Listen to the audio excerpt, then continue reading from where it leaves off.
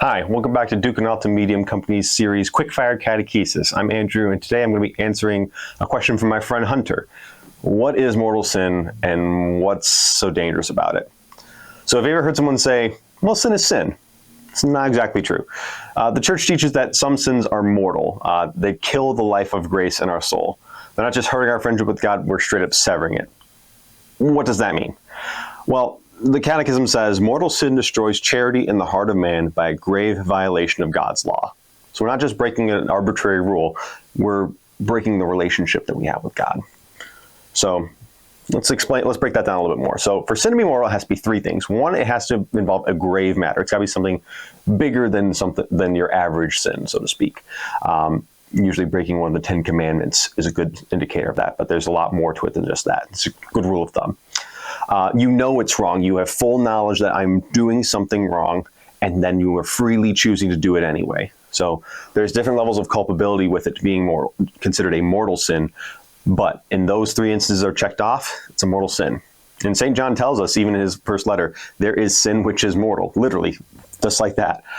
So there's a difference between just falling, because we're all going to fall on our journey, and fully turning away. And that's what mortal sin is, fully turning away from God, saying, God, I know what you want from me, and I'm going to do what I want anyways.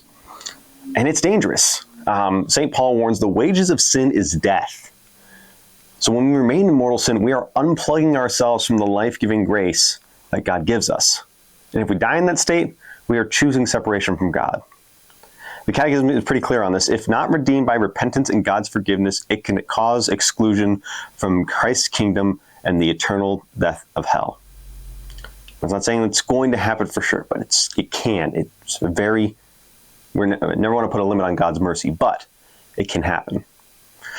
C.S. Lewis captures it in the Screwtape Letters, the danger of sin. The safest road to hell is the gradual one, the gentle slope, the soft underfoot, without milestones or signposts.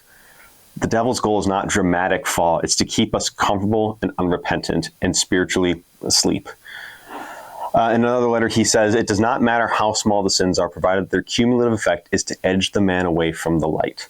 So the most dangerous thing about mortal sin is if we allow ourselves to remain in it and we become more comfortable with it and we just allow it to keep happening and growing until we're used to it, and that's where we are.